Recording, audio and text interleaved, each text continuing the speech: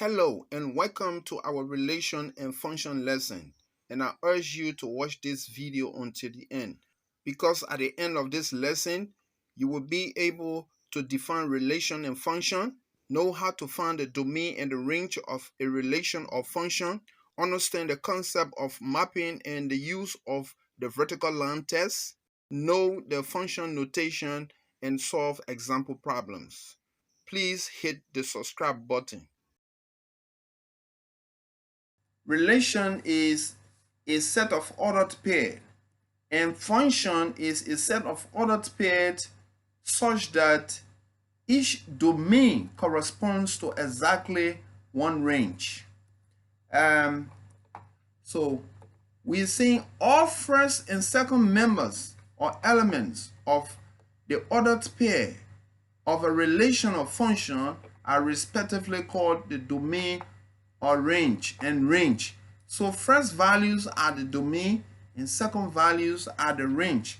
Like you see in the case here, we have 1 is the domain of the first ordered pair in this example and here, and 2 is the range because 2 is the second value, so it is the range, and we have usually called them the x and y values.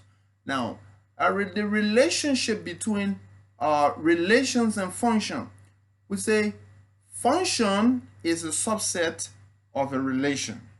In other words, all functions are relations, but not all relations are functions. That is just true.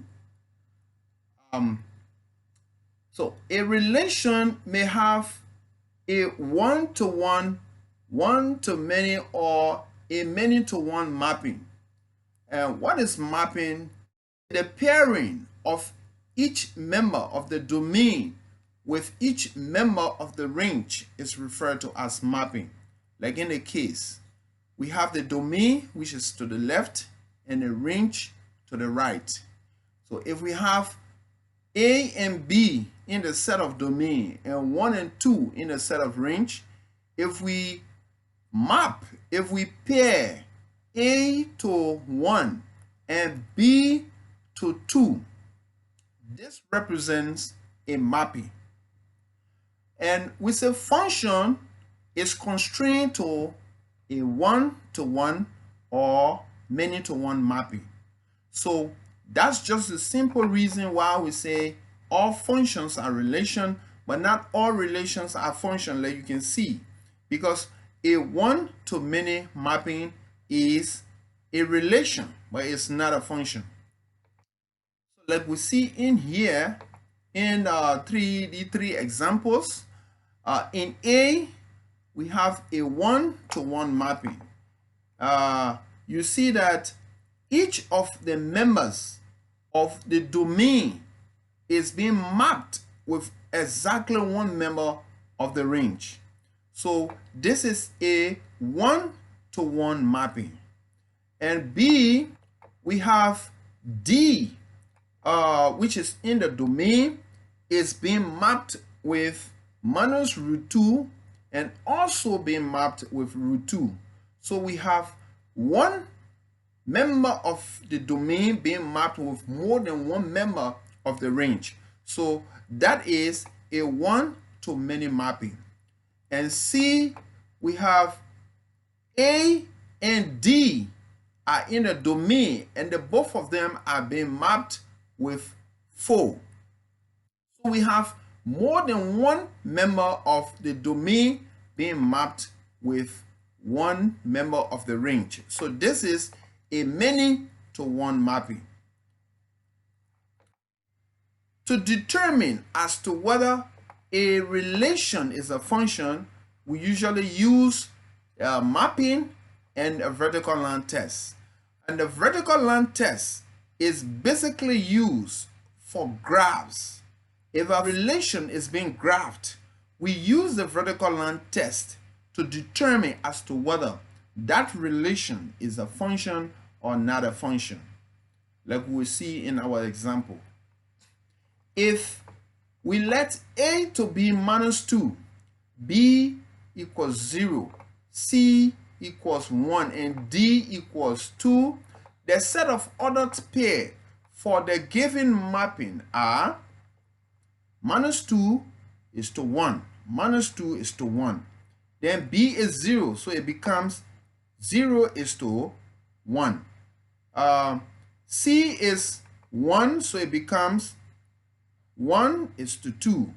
And D is 2, so it becomes 2 is to 3.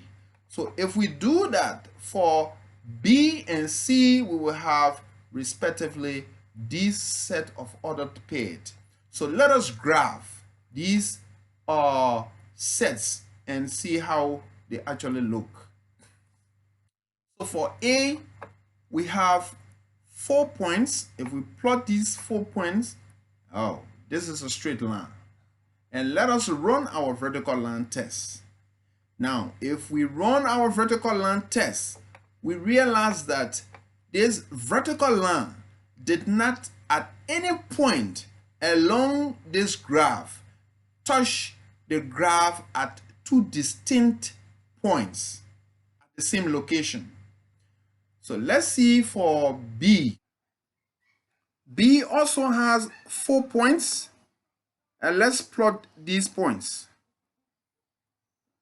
If you plot these points and you have this graph, and let's run our vertical line test, you see that the vertical line touches the graph at these 2 points at this location at exactly 2 on the x-axis.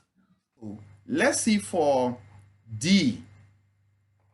If you plot the points, likewise, you also have this graph. If you run the vertical line test, the vertical line test shows that the vertical line did not touch the graph at any of these locations at 2 distinct points. So what does that mean?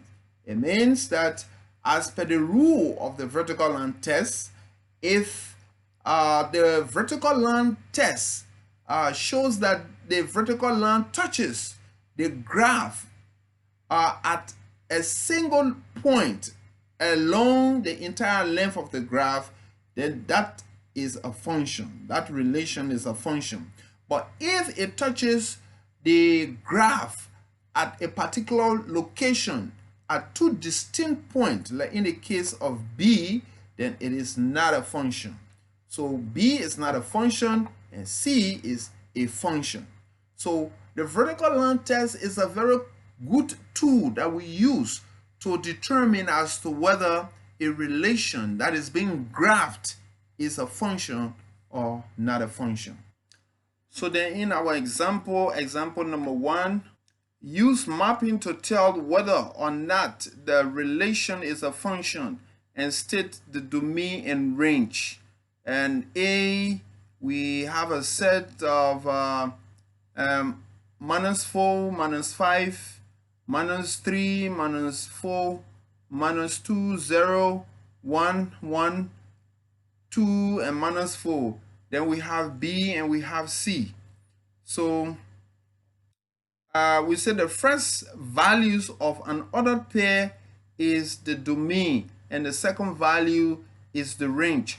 So in each of these sets, each of the ordered pair, all the first values are the range. So in our mapping A, we will have for the domain, which is at the left, we have -4, -3, -2, 1, and 2.